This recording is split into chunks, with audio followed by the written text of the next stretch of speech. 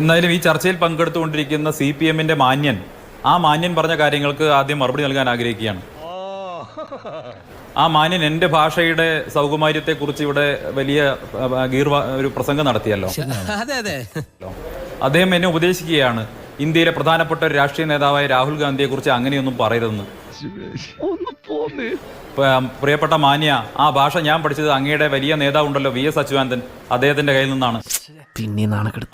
അദ്ദേഹമാണ് രാഹുൽ ഗാന്ധിയെ അമുൽ ബേബി എന്ന് വിളിച്ചത്. ഇപ്പോഴും ജീവിച്ചിരിക്കുന്നുണ്ടല്ലോ, പ്രായമായിട്ടുണ്ടല്ലോ, അദ്ദേഹത്തിനോട് പോയി ചോദിക്കാം.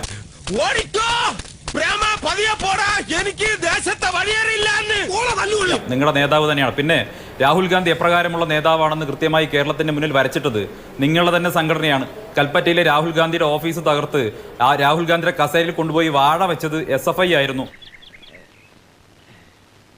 മറക്കരുത്, ഞങ്ങളല്ല. അപ്പൊ അതുകൊണ്ട് തന്നെ രാഷ്ട്രീയ മാന്യതയും രാഹുൽ ഗാന്ധിയോട് കാണിക്കേണ്ട മാന്യതയൊന്നും നിങ്ങൾ ഞങ്ങൾക്ക് ട്യൂഷൻ എടുക്കണ്ട, മനസ്സിലായല്ലോ. ഇനി രണ്ടാമത്തത് ക്രിസ്ത്യൻ സ്നേഹത്തെ കുറിച്ച് പറഞ്ഞു. നിങ്ങൾ ഈ ഉന്നയിക്കുന്ന ആക്ഷേപങ്ങൾക്കൊക്കെ ഞങ്ങൾ ക്രിസ്ത്യൻ വിഭാഗത്തോട് മറുപടി പറയുന്നുണ്ട്, ആ പറഞ്ഞിട്ടുള്ളതുമാണ്. നിങ്ങൾ ചെയ്തിട്ടുള്ള കാര്യങ്ങൾ എന്തൊക്കെയാണ്?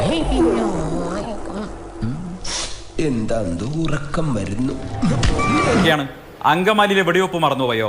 7 പേരെയല്ലേ EMS-ന്റെ സർക്കാർ വെടിവെച്ചു വന്നത്?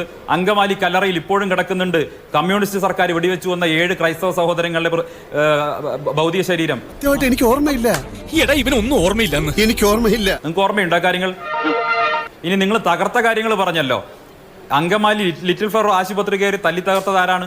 പിന്നെ നേരത്തെ ഏതോ ഒരു സ്ഥലത്ത് മിഷണറിമാർക്ക് രക്ഷകനായി പിണറായി വിജയൻ എത്തിയതിനെ കുറിച്ച് പറഞ്ഞു. ഏത് പിണറായി വിജയൻ? താമരശ്ശേരി ബിഷപ്പിനെ നികൃഷ്ട ജീവി എന്ന് വിളിച്ച പിണറായി വിജയനോ? ആ പിണറായി വിജയനാണോ ക്രിസ്ത്യാനികളെ രക്ഷകനായി മാറാൻ പോകുന്നത്? മുതലും പലിശ ചേർത്ത് കിട്ടി.